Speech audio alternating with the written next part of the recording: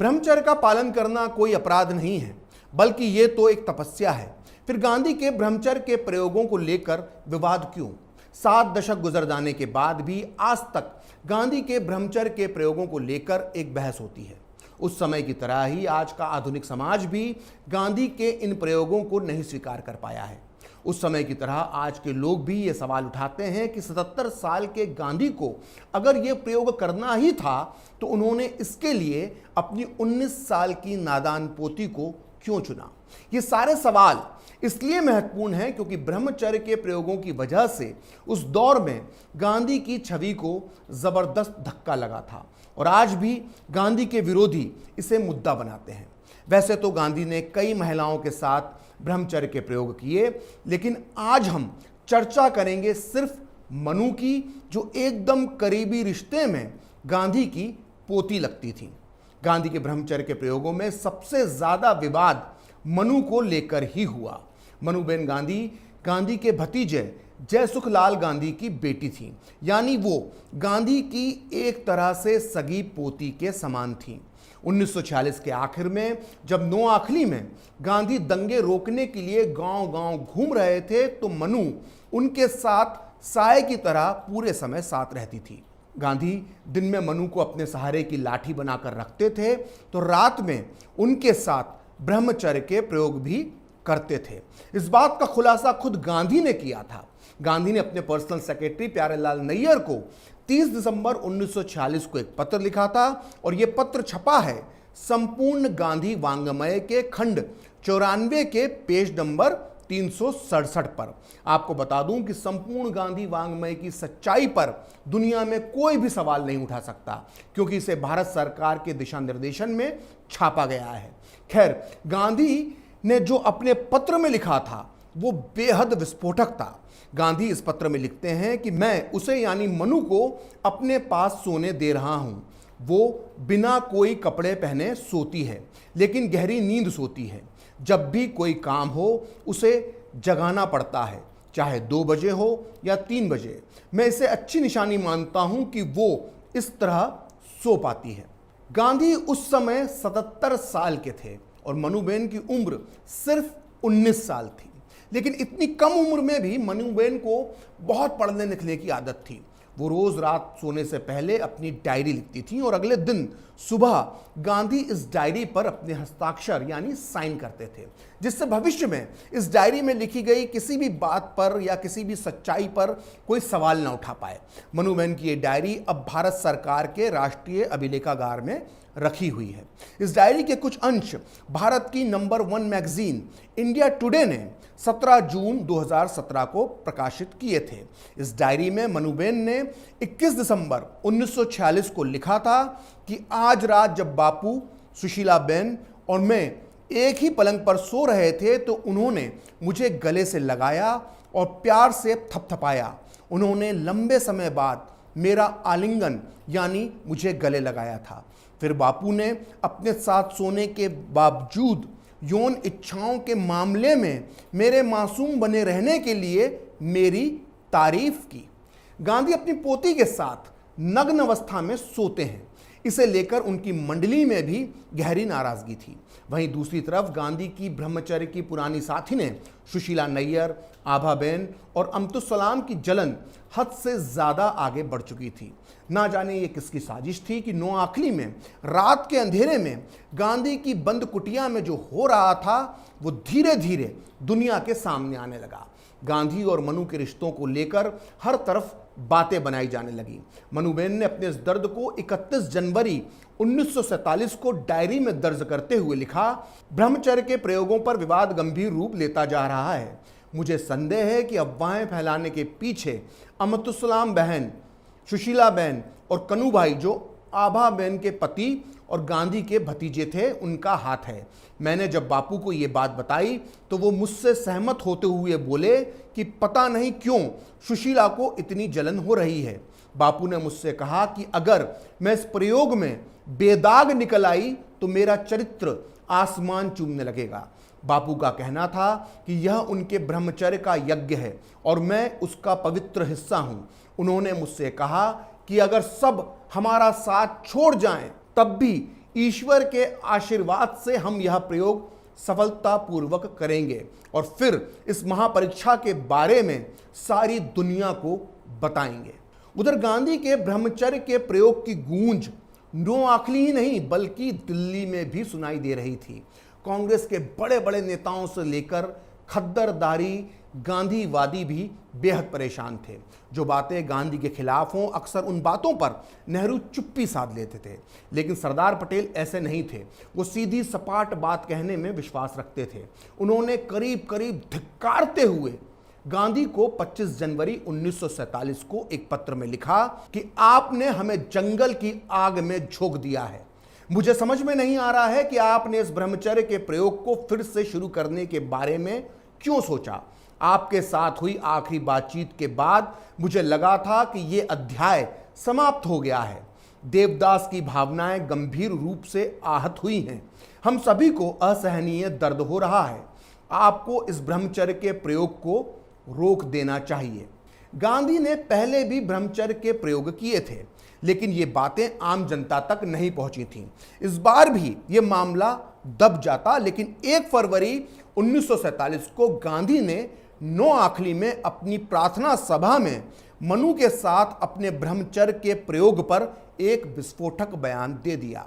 गांधी ने सबके सामने सब कुछ स्वीकार करते हुए कहा कि मैं नहीं चाहता कि मेरे निर्दोष आचरण को लेकर कोई गलतफहमी हो। मेरी पोती मनु मेरे साथ है, वो मेरे साथ एक ही बिस्तर पर सोती है। मैं जो यज्ञ कर रहा हूं ये उसका पवित्र अंग है। मेरे इस प्रयत्न की सफलता के लिए आप मुझे आशीर्वाद दें। मुझे पता है कि मेरे इस आचरण की मेरे मित्रों ने भी आलोचना की है, लेकिन अपने मित्रों के खातिर भी मैं अपने कर्तव्य से विमुख नहीं हो सकता। गांधी के इस विस्फोटक भाषण के बाद उस दौर का पूरा भारतीय समाज हिल गया।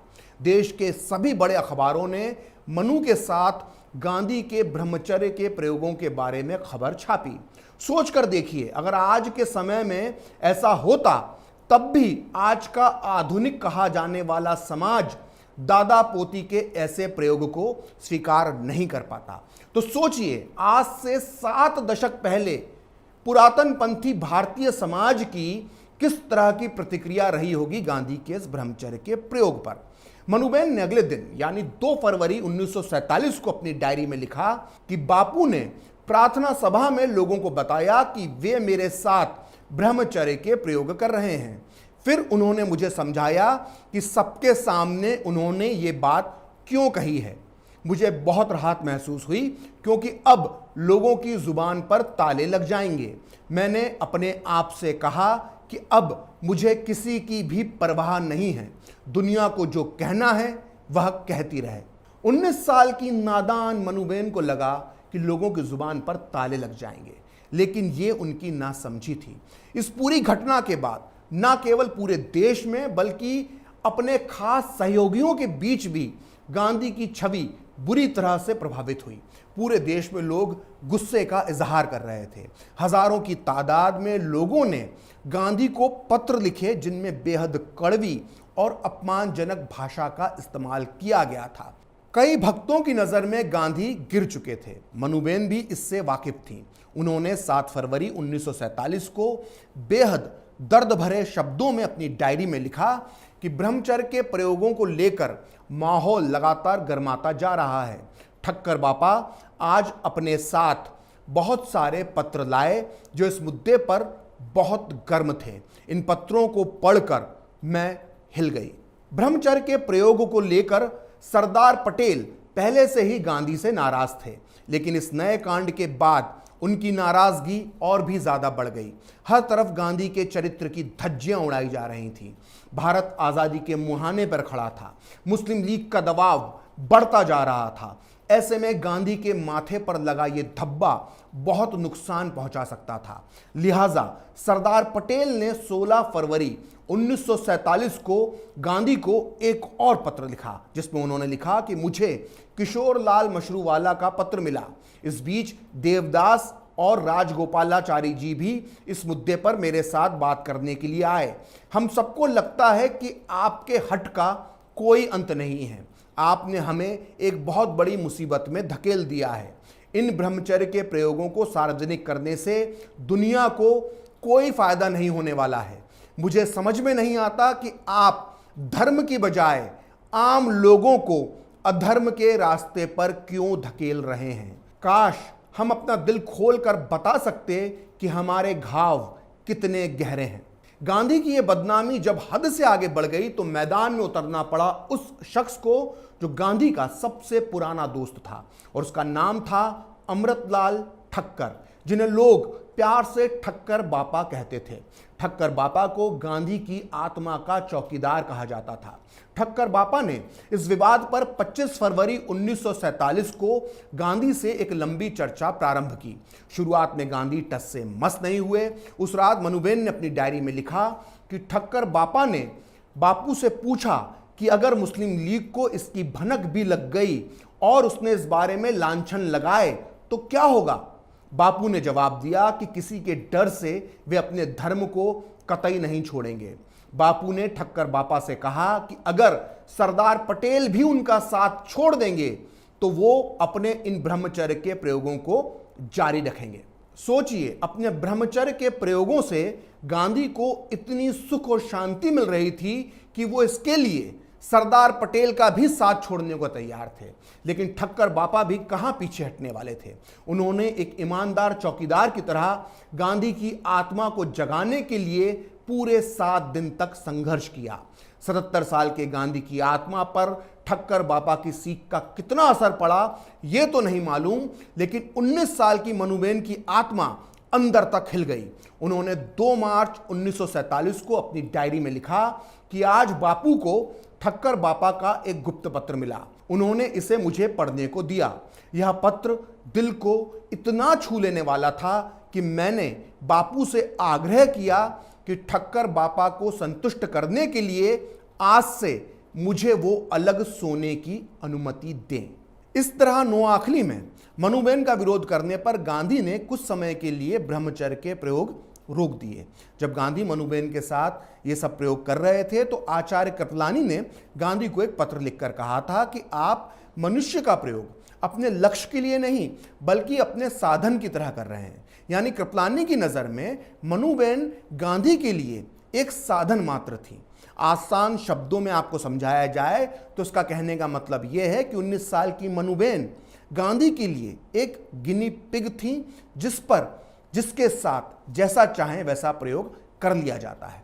आखिर गांधी की इस प्रयोग के साधन का अंत क्या हुआ? गांधी की मृत्यु के बाद मनुबेन कहां चली गई, इस पर भी चर्चा बहुत जरूरी है। 30 जनवरी 1948 को गांधी की हत्या के बाद उनके बेटे देवदास गांधी ने मनुबेन को उनके पिता और भाइयों के पास गुजरात में भावनगर के निकट महुआ गांव भेज दिया। देवदास गांधी उस समय हिंदुस्तान टाइम्स के संपादक थे और वो जल्द से जल्द मनु से पीछा छुड़ाना चाहते थे, लेकिन उनके दिल में एक बहुत बड़ा डर था और वो डर ये था मनुबेन की डायरी, जिसके हर पन्ने पर गांधी के हस्ताक्षर यानी साइन थे। नादान मनु तो गांधी के हस्ताक्षरों का महत्व नहीं समझती थी, लेकिन पेशे से पत्रकार देवदास गांधी इसका महत्व बहुत अच्छे से समझते थे। लिहाजा जब वो मनुबेन को छोड़ने के लिए स्टेशन गए तो उन्होंने प्लेटफॉर्म पर एक कोने में ले जाकर मनुबेन से अकेले में बातचीत की। देवदास गांधी के साथ हुई इस पूरी बातचीत का पूरा वर्णन मनुबेन ने अपनी किताब द लास्ट ग्लिम्स ऑफ बापू में किया है, जो हिंदी में बापू की अंतिम झांकी के नाम से प्रकाशित हुई है। वो अपनी इस मशहूर किताब के पेज नंबर 334 पर लिखती हैं कि ट्रेन 2 घंटे लेट थी। देवदास काका मुझे अलग ले गए और ट्रेन के रवाना होने तक मुझसे वो बातें करते रहे। उनकी बातचीत का मुख्य मुद्दा मेरी डायरी थी। उन्होंने मुझे चेतावनी दी कि मैं अपनी डायरी में लिखी बातों को किसी को ना बताऊं। प्लेटफॉर्म पर टहलते हुए उन्होंने बड़े प्यार से मुझे कहा कि तुम अभी बहुत छोटी हो और तुम्हारे पास बहुत मूल्यवान साहित्य है, तुम अभी ना समझो। यहां यह बताने की जरूरत नहीं है कि देवदास गांधी के पत्रकार दिमाग में किस बात का डर तैर रहा था। उधर मनुबेन ने खुद को एक छोटे से गांव की छोटी सी दुनिया में समेट लिया। उन्होंने महुआ गांव में एक स्कूल और महिलाओं की सुरक्षा के लिए एक संस्था की नींव डाली। गांधी की मौत के महज 6 साल के अंदर मनुबेन को एक अज्ञात बीमारी ने घेर लिया। मुंबई में उनका इलाज चला। मोरारजी देसाई उन्हें देखने के लिए अस्पताल गए, जिसके बाद उन्होंने 19 अगस्त 1955 को प्रधानमंत्री नेहरू को एक पत्र में लिखा कि मनु की समस्या शरीर से अधिक मन की है। लगता है वे जीवन से हार गई हैं और सभी प्रकार की दवाओं से उन्हें एलर्जी हो गई है। गांधी की मौत के बाद 21 साल तक एकाकी अकेला जीवन जीने के बाद 1969 में मनुबेन की गुमनामी में मौत हो गई। तब मनुबेन की उम्र सिर्फ 41 साल थी। जिस लड़की के साथ गांधी के रिश्तों ने पूरे देश में तूफान मचा दिया था, उसकी मौत की खबर अखबारों की 4 लाइनों में सिमट कर रह गई। नोआखली में जब मनुबेन के साथ ब्रह्मचर्य के प्रयोग हो रहे थे तो उस समय वहां प्रोफेसर निर्मल कुमार बोस भी मौजूद थे। वो इन दोनों गांधी के सबसे करीबी सहयोगी थे, लेकिन गांधी की इन्हीं प्रयोगों से नाराज होकर उन्होंने गांधी का साथ छोड़ दिया था। प्रोफेसर बोस बाद में जाकर दुनिया के जाने माने एंथ्रोपोलॉजिस्ट यानी मानव शास्त्री बने। उन्होंने नोआखली में बेहद करीब से मनुबेन को देखा था। उन्होंने अपनी मशहूर किताब माय डेज विद गांधी में बताया है कि इन प्रयोगों का मनुबेन के दिलो दिमाग पर कितना असर हुआ। वो अपनी किताब के पेज नंबर 172 पर लिखते हैं कि मुझे ऐसा लगा कि एक मानव प्राणी यानी मनुबेन को एक ऐसे काम के लिए बलि चढ़ाया गया जिसका फैसला उस प्राणी ने स्वतंत्र होकर नहीं किया था। मनुबेन ने जीते जी कभी अपनी डायरी को सार्वजनिक नहीं किया, लेकिन उनकी मृत्यु के बाद ये डायरियां उनकी बहन संयुक्ताबेन की बेटी मीना जैन के पास आ गईं, जिन्हें उन्होंने 2010 में राष्ट्रीय अभिलेखागार में जमा करवा दिया। अब ये डायरियां दुनिया के सामने हैं, जिनमें दर्ज हैं गांधी के वो प्रयोग जो उन्होंने मनुबेन के साथ किए थे। अगर आपको ये वीडियो पसंद आया तो नीचे कमेंट बॉक्स में ज़रूर बताइए। अगर आप चाहेंगे तो अपने अगले वीडियो में मैं आपको बताऊंगा कि किस तरह से गांधी ने मनुबेन गांधी के अलावा अपने पोते की पत्नी आभाबेन, महान समाजवादी नेता जयप्रकाश नारायण की पत्नी प्रभावती देवी और डॉक्टर सुशीला नैयर, जो बाद में जाकर देश की स्वास्थ्य मंत्री बनी, इन तीनों औरतों के साथ किस तरह से ब्रह्मचर्य के प्रयोग किए थे। फिलहाल खरी बात प्रखर के साथ में इतना ही। आप चाहें तो मुझसे जुड़ने के लिए मेरे फेसबुक पेज प्रखरश्री 78 को लाइक कर सकते हैं, और अगर ट्विटर पर आप मुझसे जुड़ना चाहते हैं तो मेरा ट्विटर हैंडल है प्रखरश्री 78। अगर आपको ये वीडियो पसंद आया तो इसे लाइक करें, शेयर करें और कैपिटल टीवी को सब्सक्राइब करें। नमस्कार।